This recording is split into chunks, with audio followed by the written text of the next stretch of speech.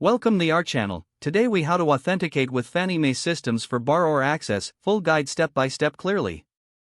To authenticate with Fannie Mae systems for borrower access, begin by navigating to the Fannie Mae website. Locate the Borrower Access section on the home page.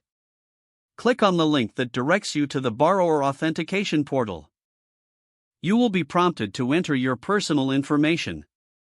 Start with your Social Security number.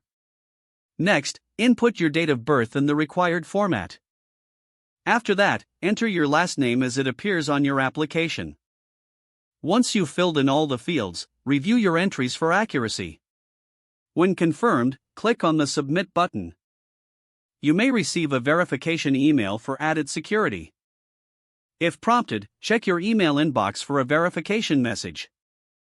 Follow the link in the email to verify your identity. Return to the Borrower Access portal once verification is complete.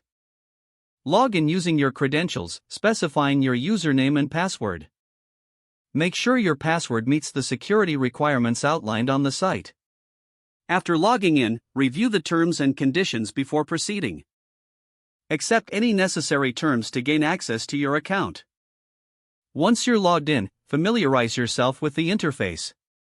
Explore the available features and options tailored for borrowers. If you encounter issues, look for the FAQ section for assistance. Consider contacting customer support if you need further guidance. Stay informed about system updates and potential changes to the authentication process. Always log out after accessing your account for security purposes.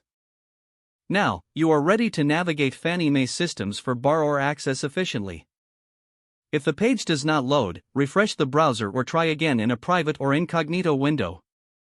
Make sure you are using the correct email address, then retype it carefully to avoid small typos. If your password is not accepted, use the reset option and create a new strong password you can check your spam folder for verification or security emails, then complete any requested confirmation steps. Don't forget to like this video and subscribe to our channel for more step-by-step tech guides.